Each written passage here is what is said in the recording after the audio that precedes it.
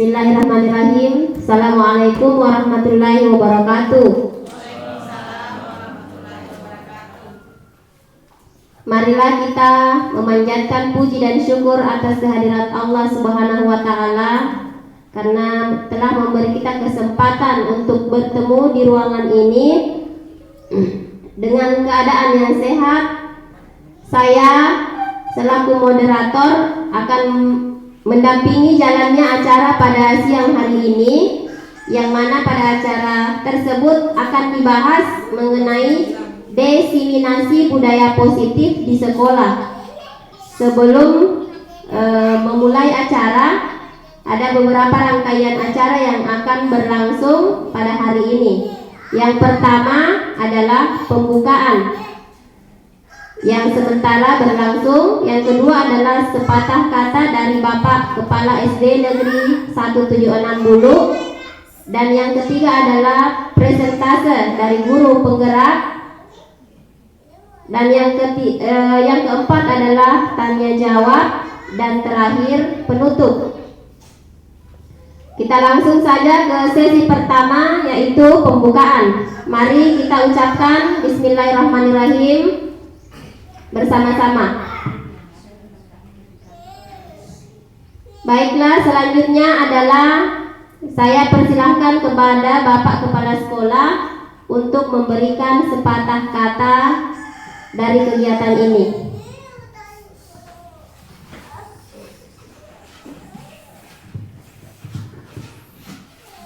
Bismillahirrahmanirrahim. Assalamualaikum warahmatullahi wabarakatuh. Puji syukur yang senantiasa kita panjatkan kepada Allah Subhanahu wa Ta'ala, serta salam dan selawat kepada junjungan kita Nabi Muhammad SAW, di mana beliau adalah suri dan contoh teladan yang terbaik buat kita. Bapak dan Ibu yang saya hormati, pada kesempatan ini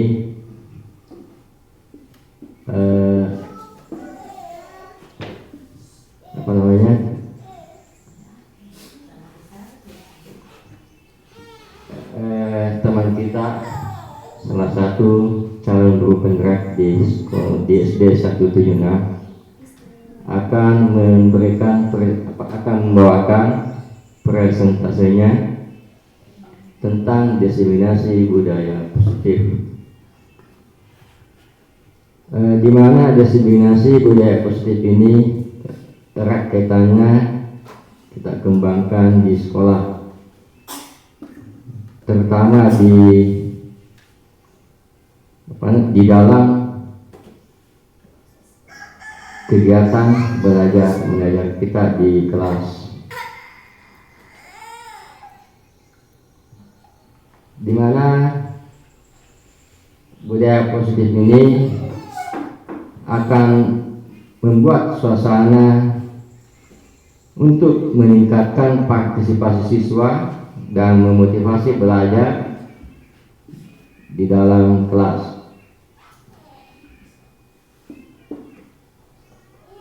Untuk memperjelas bagaimana tindak lanjutnya, kita persilakan Bapak Bahrudin untuk mempresentasikan diseminasi budaya positif.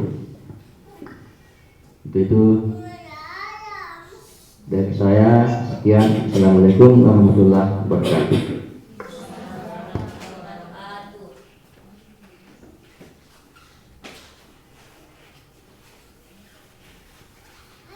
Demikian tadi sepatah kata dari Bapak Kepala SD 176. Selanjutnya saya persilahkan kepada calon guru penggerak untuk mempresentasikan materi yang telah disediakan.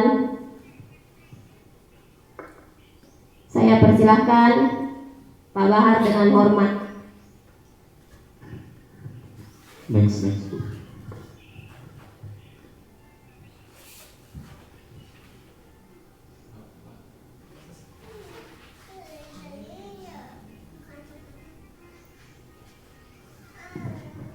Terima kasih Ibu Moderator. Assalamualaikum warahmatullahi wabarakatuh. Tak henti-hentinya kita mengucapkan rasa syukur kehadirat Allah Subhanahu wa Ta'ala, karena atas nikmat dan limpahannya sehingga kita masih sempat bersua dan berkumpul di tempat yang kita cintai. Ini adalah salah satu wadah atau tempat kita untuk mengajar dan belajar. Dan juga kita tak lupa mengucapkan salawat dan taslim atas junjungan Nabiullah Muhammad sallallahu alaihi wasallam, yang mana beliau adalah suri teladan atau kepanutan kita selaku umat Islam.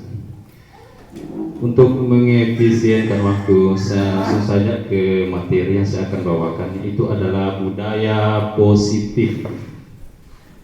Di kata positif itu adalah merupakan salah satu hal-hal yang berbau baik-baik semua.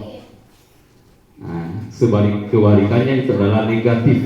Jadi apa sebentar yang saya ingin paparkan itu adalah hal-hal yang baik-baik semua, menyangkut perkembangan peserta didik dan sekolah kita, agar supaya visi dan misi sekolah kita bisa tercapai sesuai dengan apa yang kita harapkan. Sebagaimana kita lihat bahwa budaya positif merupakan perwujudan dari nilai atau keyakinan universal yang diterapkan di sekolah. Budaya positif diyakini mampu menciptakan kolaborasi antar warga sekolah juga orang tua murid, dan jika terlaksana dengan baik akan memunculkan serta mengembangkan nilai-nilai positif yang dimiliki murid, dan akan menciptakan pribadi-pribadi yang berkualitas dan berkarakter baik sesuai dengan profil pelajar Pancasila. Next. Ada konsep dasar dari budaya positif. Yang pertama itu adalah perubahan paradigma. Terus yang kedua adalah belajar disiplin positif. Dan yang ketiga, kebutuhan dasar manusia. Yang keempat, ada motivasi perilaku manusia. Dan yang kelima, posisi kontrol. Nah, di sini sebentar, posisi kontrol paling banyak pembahasannya. Terus selanjutnya keyakinan kelas. Ini sudah mulai mengerucut. Dan selanjutnya adalah segitiga restitusi. Oke, yang saya mau bahas di sini adalah di bagian posisi kontrol. Yang ini yang paling berpengaruh sekali. Posisi kontrol itu terbagi atas beberapa bagian. Sebentar kita lihat ada beberapa bagian. Terus keyakinan kelas, bagaimana kita menciptakan ataukah membuat keyakinan kelas yang rujukannya itu adalah peraturan kelas ataukah kesepakatan kelas sehingga tercipta yang namanya keyakinan kelas. Terus yang selanjutnya adalah segitiga restitusi. Ini segitiga restitusi adalah rumus bagaimana kita menyelesaikan masalah apa saja yang kita temui di sekolah, baik itu masalah anak-anak, masalah guru dengan guru, guru dengan pimpinan, ataukah begitu pun sebaliknya. Okay, next. Perubahan paradigma di nomor 1 tadi, dari stimulus respon menjadi teori kontrol. Dari stimulus respon menjadi teori kontrol. Pada stimulus respon kebutuhan semua orang sama. Nah, ini stimulus respon semua orang sama. Nah, artinya kita itu memandang semua itu orang sama, baik itu kemampuannya dan hal-hal lain. Terus kalau kita untuk teori kontrol, kebutuhan semua orang tidak sama. Nah, itu perbedaannya antara stimulus dan teori kontrol. Semua orang memiliki gambaran yang berbeda. Guru berusaha memahami pandangan murid. Perilaku murid memiliki tujuan. Guru tidak bisa mengontrol murid, dan model berpikir menang dengan menang. Oke, lanjut. Disiplin positif. Makna disiplin positif, artinya disiplin positif itu cenderung diartikan sesuatu yang dilakukan seseorang pada orang lain untuk mendapatkan kepatuhan. Kecenderungan tersebut haruslah diubah sebagai pendidik. Kita harus menciptakan anak yang memiliki disiplin diri yang berasal dari diri anak sendiri, ataukah disebut dengan intrinsik, sehingga mereka dapat berperilaku dengan mengacu dengan nilai-nilai kebajikan, bukan dengan apa yang kita hargai atau pencapaian suatu tujuan ataukah menghindar dari rasa tidak nyaman. Kebutuhan dasar manusia, seluruh perilaku yang dilakukan murid pada dasarnya memiliki tujuan tertentu. Murid memiliki kebutuhan dasar tertentu ketika melakukan suatu perbuatan. Kebutuhan manusia, kebutuhan dasarnya itu manusia ada 5. Satu adalah bertahan hidup. Terus kebutuhan yang kedua adalah dia butuh cinta dan kasih sayang. Artinya murid butuh kasih sayang dan dihargai. Itu kebutuhan manusia. Ketiga, kebutuhan penguasaan, yaitu kebutuhan pengakuan kemampuan. Artinya kalau dia punya hal-hal baru, hal-hal baik, dia butuh untuk diacungkan jempol ataukah diberi apresiasi.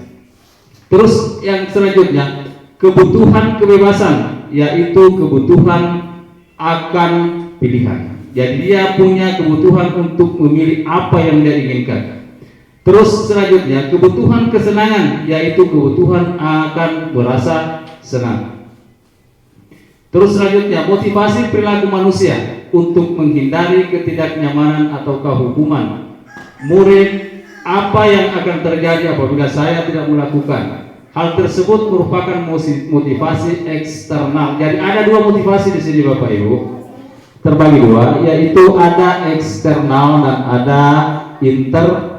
Ini contohnya yang eksternal, untuk mendapatkan imbalan penghargaan dari orang lain. Murid bertanya, apa yang akan saya dapatkan apabila saya melakukannya? Contohnya, ketika kita punya anak-anak didik mau berbuat sesuatu, tetapi beliau itu mengharapkan imbalan dari teman ataukah gurunya. Apakah itu termasuk motivasi apa? Eksternal ataukah internal? Apa Bapak Ibu? Untuk mendapatkan imbalan, melakukan sesuatu untuk mendapatkan imbalan, apakah itu termasuk eksternal atau internal? Eksternal, karena ada harapan dari luar. Ada harapan dari luar, dia mengharap, kok sebentar saya ini dikasih angka tinggi ataukah dikasih gula-gula dan lain-lain sebagainya. Terus yang kedua, untuk menjadi orang yang mereka inginkan dan menghargai diri sendiri dengan nilai yang mereka percaya, murid akan bertanya, akan menjadi orang seperti apa jika saya melakukannya. Hal tersebut merupakan motivasi internal, karena beliau itu bertanya pada dirinya sendiri, bukan mengharapkan sesuatu. Jadi ini adalah motivasi internal. Jadi ada 2 bentuk motivasi yang ada pada manusia. Next. Selanjutnya, motivasi merupakan dorongan yang timbul pada diri seseorang secara sadar atau tidak sadar untuk melakukan suatu tindak lanjut untuk tujuan tertentu. Motivasi terbagi atas 2. Itu tadi saya sebut, ada eksternal dan ada internal. Next Bu. Terus selanjutnya, konsep disiplin. Pendekatan restitusi, sebuah cara menanamkan disiplin pada murid. Apa itu restitusi? Restitusi itu adalah proses menciptakan kondisi bagi murid untuk memperbaiki kesalahan mereka sehingga mereka bisa kembali kepada kelompok mereka dengan karakter yang lebih kuat yang digagas oleh Gosen 2004. Lanjut. Next Bu Rita. Oke, ciri-ciri restitusi. Ada menguatkan dan fokus pada solusi. Ada fokus pada karakter.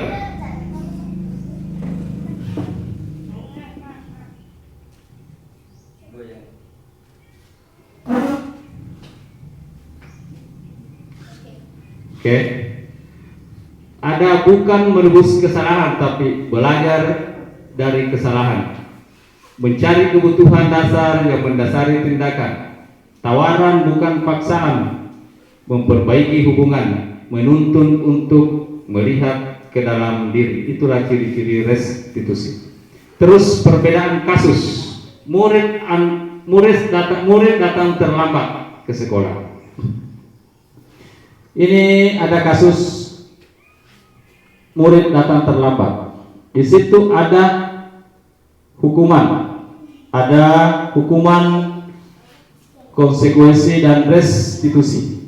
Murid disuruh berdiri di depan kelas. Saya mau tanya Bapak Ibu, ini murid disuruh berdiri di depan kelas, apakah ini termasuk hukuman, konsekuensi ataukah restitusi? Ada yang bisa berikan tanggapan? Hukuman, konsekuensi, restitusi. Betul.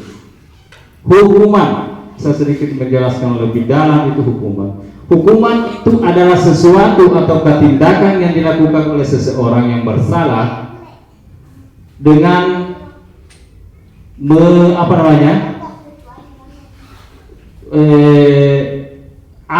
dengan adanya menjustifikasi seseorang ataukah mempermalukan seseorang. Disuruh berdiri di depan kelas, maka mereka itu merasa malu. Berarti anak-anak itu merasa terhukum. Oke, mungkin seperti itu pengertiannya. Guru marah-marah ke murid, apakah ini hukuman ataukah konsekuensi, restitusi?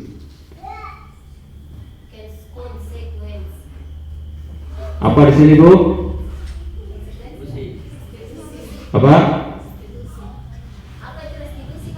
Restitusi itu tadi ya sudah dijelaskan. Adalah salah satu yang dilakukan untuk membuat anak itu semakin kuat dan termotivasi dan selanjutnya mengerti apa yang dia lakukan dan akan berubahnya dengan sendirinya. Kalau konsekuensi itu adalah dia melanggar apa yang sudah kita tetapkan. Kalau hukuman adalah salah satu tindakan yang dilakukan oleh seseorang dengan secara tiba-tiba. Contohnya tidak ada di kesepakatan kelas bahwa ketika terlambat ada sanksinya disuruh berdiri. Kita dapat anak-anak terlambat langsung disuruh berdiri. Itu termasuk apa?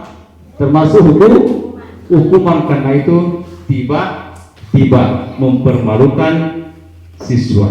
Ya. Lanjut. Posisi kontrol ada 5. Ada penghukum, pembuat merasa bersalah, ada teman, ada pemantau, dan ada manajer. Oke, lanjut. Posisi kontrol. Kasus murid tidak memakai atribut lengkap. Kita masuk di kasus. Posisi penghukum, patuhi peraturan sekolah, berdiri di barisan lain. Posisi pembuat merasa bersalah, berapa kali ibu bilang sama kamu, ibu kecewa sama kamu. Posisi teman, kamu lagi jangan gitu dong. Nah, ini ada posisi. Ayo gabung dengan yang lain. Untung ada ibu. Jadi ini anak seolah-olah, kalau posisi teman, seolah-olah itu gurunya menjadi teman. Dia itu terbuka, tidak segan-segan membunuh ibu gurunya. Nah, itu posisi teman yang kita lakukan seperti itu. Posisi pemantau, kamu sudah melanggar peraturan sekolah, kamu tahu konsekuensinya. Nanti saya cek, kerjakan apa yang seharusnya kamu lakukan. Itu adalah posisi pemantau. Posisi manajer, apakah kamu tak kesalahan? Apakah kamu tahu kesalahan kamu? Apa kira-kira pendapatmu bagaimana cara memperbaiki kesalahan kamu? Tahan dulu. Di sini posisi manajer ini adalah posisi yang paling keramat sebenarnya kita pakai di sekolah. Artinya posisi yang paling ampuh. Kalau kita bilang keramat, artinya tidak ada posisi yang mengalahkan posisi manajer. Anak-anak itu bersalah, tetapi kita mencoba memberi penguatan dengan kalimat biasanya terlambat. Saya dengan kasus murid tidak memakai atribut lengkap saat upacara. Kita pakai itu kasus di atas dengan posisi manajer yang kita ambil. Kalimatnya seperti ini. Kita sebentar panggil salah satu anak ketika kita sudah upacara, suruh panggil. Sumpama Bilqis tidak pakai atribut, dia melanggar, tapi kita pakai posisi manajer. Kita panggil itu si Bilqis masuk di kantor atau di ruangan. Kita kasih kalimat seperti ini. Bilqis masuk, nak, duduk. Setelah duduk, Bilqis tahu apa kesalahan Bilqis sehingga Bilqis dipanggil ke ruangan Bapak Guru. Dengan sendirinya itu, kalimat seperti itu dengan sendirinya dia bisa mengungkapkan dengan jujur dan mengetahui apa kesalahan mereka tanpa mengira bahwa saya tidak begitu, saya tidak begitu. Dia dengan mengungkapkan dengan jujur, iya Pak, saya tahu Pak, saya itu melanggar karena saya tidak pakai atribut pada saat upacara. Terus kita kasih penguatan lagi, apakah Bilqis ini melanggar aturan yang sudah ditetapkan di sekolah? Iya Pak, saya sudah melanggar. Apa aturan apa itu yang sudah dilanggar? Nah, ada aturan sekolah Pak. Kalau kita masuk di lokasi sekolah, maka kita harus lengkap seragam dengan atribut. Nah, dengan sendirinya dia mengungkapkan bahwa dia itu bersalah. Nah, tanpa menjustifikasi murid. Murid tidak merasa malu. Murid tidak merasa malu dan murid juga tidak merasa dijustifikasi oleh gurunya, sehingga unsur-unsur dendam antara guru dengan murid itu tidak ada. Ini kalau di SD ini masih mending, kalau kita pakai ini masih mending kalau di SD. Kalau di SMA bahaya. Kalau kita pakai ini di SMA, karena postur tubuh antara guru dengan murid itu sudah boleh kata 12, 11, 12 hampir sama. Bahkan ada lebih besar muridnya daripada gurunya. Jadi kalau kita pakai posisi penghukum, bisa saja itu ada perasaan-perasaan dendam di dalam diri siswa. Akhirnya terjadilah hal-hal yang tidak kita inginkan. Oke, next. Keyakinan kelas. Apa itu keyakinan kelas? Adalah sesuatu yang diyakini bersama, yang berasal dari penyatuan pikiran untuk menjadi nilai-nilai kebaikan untuk diturunkan di kelas. Next, Bu. Proses pembuatan keyakinan kelas. Yang pertama, kita merumuskan peraturan kelas dulu. Jadi untuk membuat keyakinan kelas, kita merumuskan dulu peraturan kelas. Peraturan kelas ini bisa dibuat oleh ibu wali sendiri atau bapak wali sendiri, karena itu merupakan peraturan, bukan kesepakatan. Peraturan kelas menjadi keyakinan kelas. Nah, terus selanjutnya, penempelan keyakinan kelas, penandatanganan keyakinan kelas oleh yang berpihak seperti wali kelas ataukah bisa juga senior wali kelas, kepala sekolah yang bertanggung jawab di situ di dalamnya. Jadi itu keyakinan kelas adalah turunan dari peraturan kelas. Nanti di sini di keyakinan kelas baru kita bahas bersama dengan murid.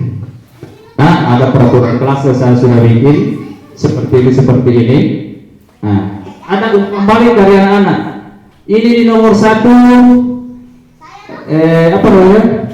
Kita seumpama peraturan kelas nomor pertama, datang tepat waktu. Apakah ini datang tepat waktu anak-anak kita sepakati? Nah, kalau anak-anak bilang, iya Pak, kita sepakat. Yang kedua, peraturan kelas yang kedua yang Bapak tampilkan, contohnya memakai seragam sekolah. Bagaimana anak-anak? Iya Pak, bisa. Ataukah ke sekolah tidak bawa senjata tajam? Bagaimana ini anak-anak? Sepakat? Nah, di situlah timbul keyakinan kelas. Anak-anak dengan sendirinya itu, karena dia sendiri sudah menyepakati aturan, dia sendiri dilibatkan membuat aturan. Nah, lain itu perasaannya kalau dibuat kaki aturan dengan kita sendiri membuat aturan, kita itu merasa tidak mau melanggar ketika kita sendiri buat aturan. Boleh dikata anak-anak itu yang membuat aturan karena dia dilibatkan dalam pembentukan kesepakatan. Kalau dibuatkan aturan, saya bikin aturan, ada aturan seperti ini. Nah, biasa itu dia tidak memberitahukan, tapi kalau dilibatkan anak-anak, ia merasa yakin bahwa saya ini melanggar ketika saya melakukan hal seperti ini, karena ada yang sudah saya sepakati bersama teman-teman dan ibu wali kelas saya. Oke, selanjutnya keyakinan kelas apa fungsi? Menjaga kebersihan. Keyakinan kelas contohnya menjaga kebersihan kelas, menghargai teman dan guru, melaksanakan tata tertib kelas dan sekolah, bersikap tenang saat pembelajaran berlangsung. Di sini ada nilai-nilai kebajikan yang ditampilkan di keyakinan kelas. Menjaga kebersihan kelas. Dia yakin itu bahwa kebersihan itu nilai kebajikannya adalah sebagian daripada iman. Terus yang kedua, menghargai teman dan guru. Artinya nilai kebajikan yang timbul di sini adalah saling menghargai. Terus melaksanakan tata tertib kelas. Artinya di sini patuh dan taat terhadap aturan. Bersikap tenang saat pembelajaran. Di sini timbul nilai kebajikan saling menghormati. Lanjut. Next. Terus bagaimana pembentukan keyakinan kelas? Lebih abstrak, peraturan sedikit saja. Kita menulis peraturan bagaimana pembentukan keyakinan kelas. Itu kalimatnya lebih abstrak dari peraturan.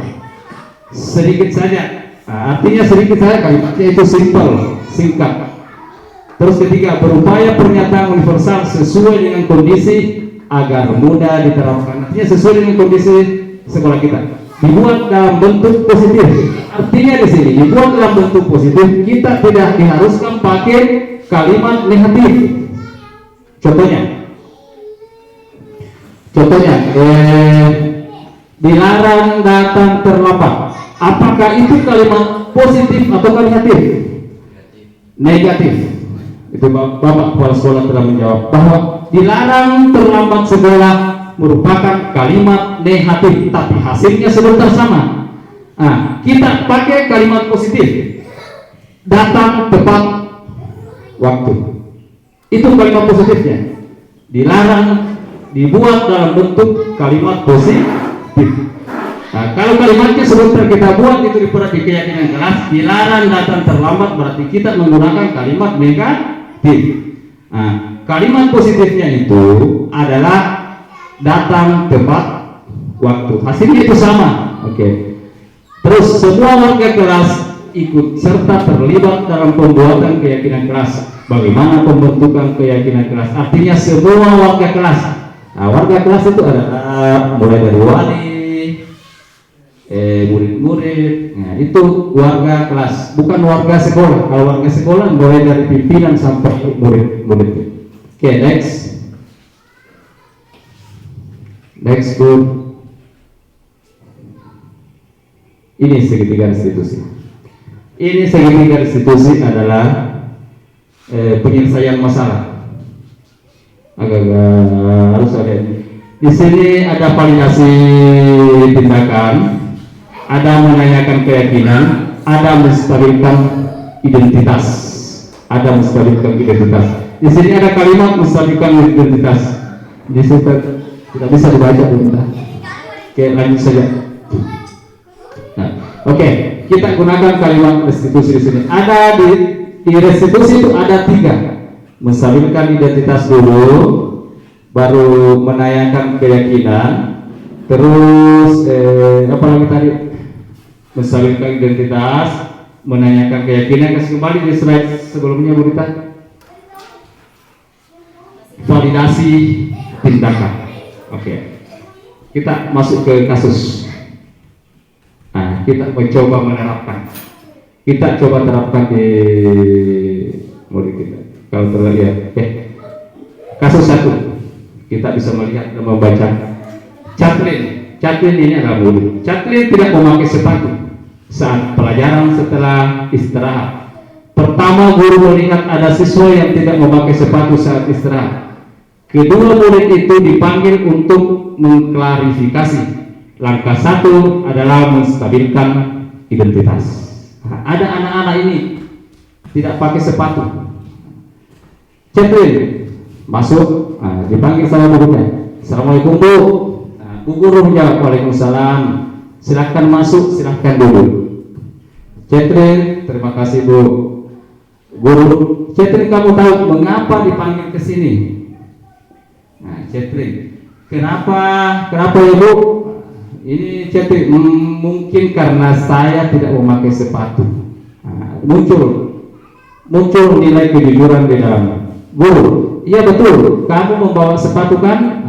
Ini adalah kalimat penguatan. Iya Bu, bawa.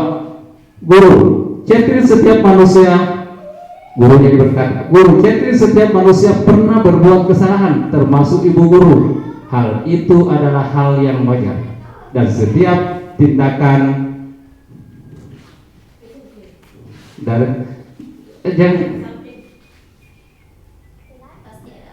iya, mana ibu guru? Pasti ada alasannya. Cetri lagi menjawab, iya Bu. Terus langkah kedua adalah validasi tindakan yang salah. Kita mau validasi tindakan yang salah.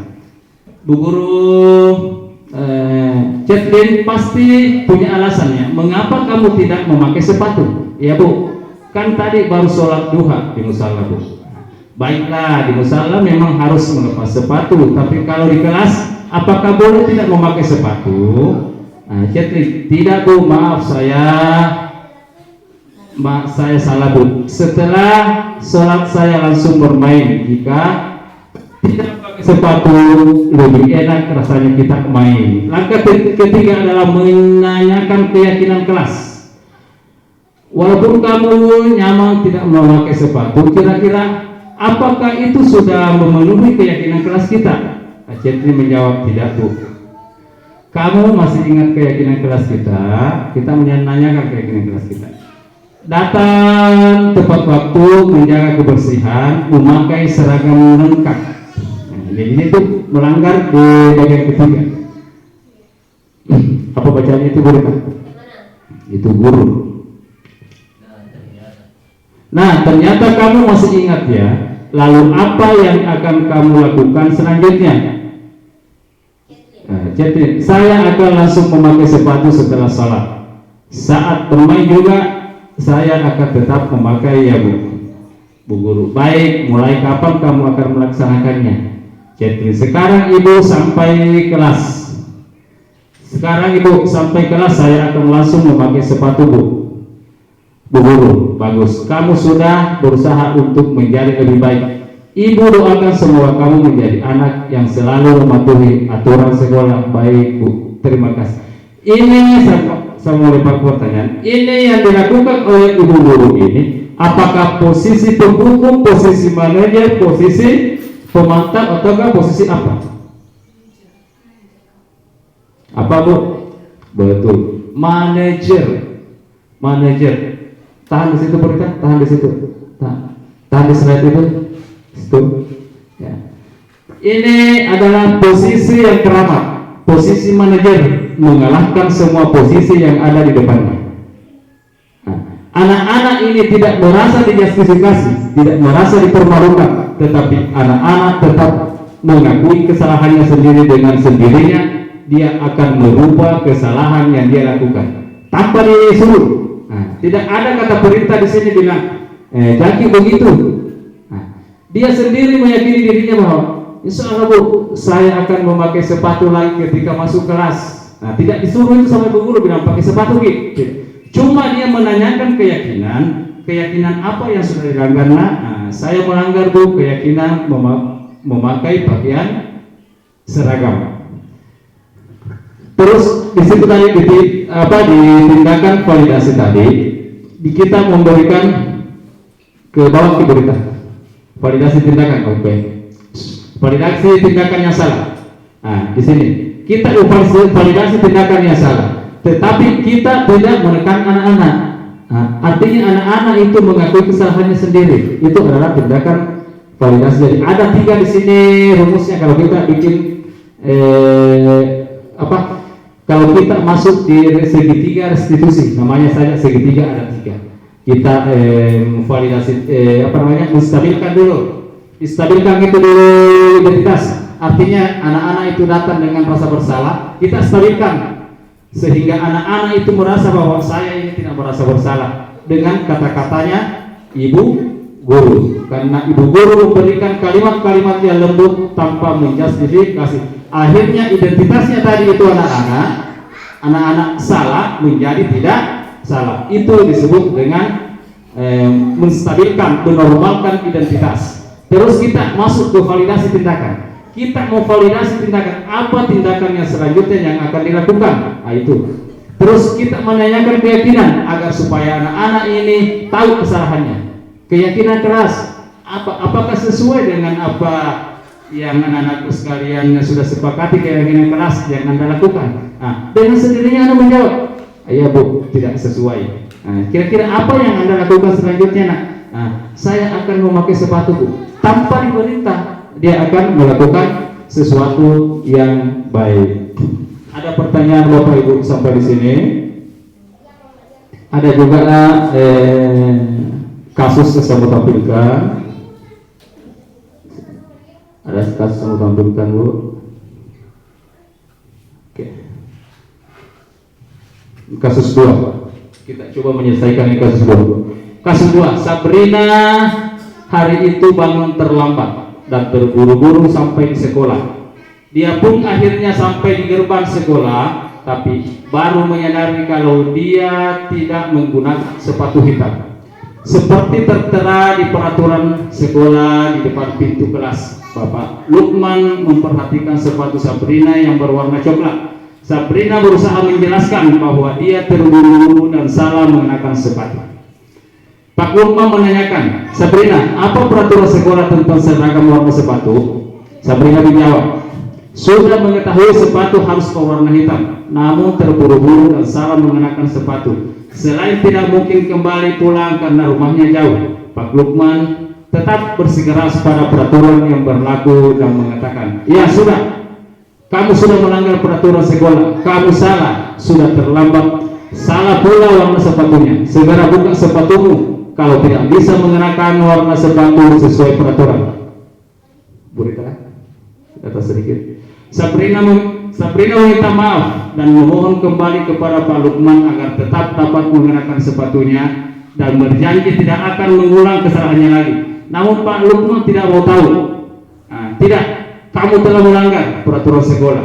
Kalau tidak sanggup ambil sepatu di rumah atau diantarkan sepatu ke sekolah, ya sudah, kamu tidak bersepatu saja seharian di sekolah. Sekarang copot sepatumu dan silakan belajar tanpa sepatu seharian. Sabrina pun dengan berat hati mencopot sepatunya dan memberikannya kepada Pak Lukman.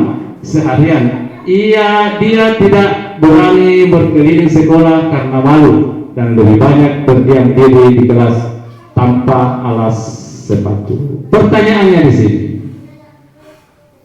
yang dilakukan Pak Lukman ini adalah posisi apa?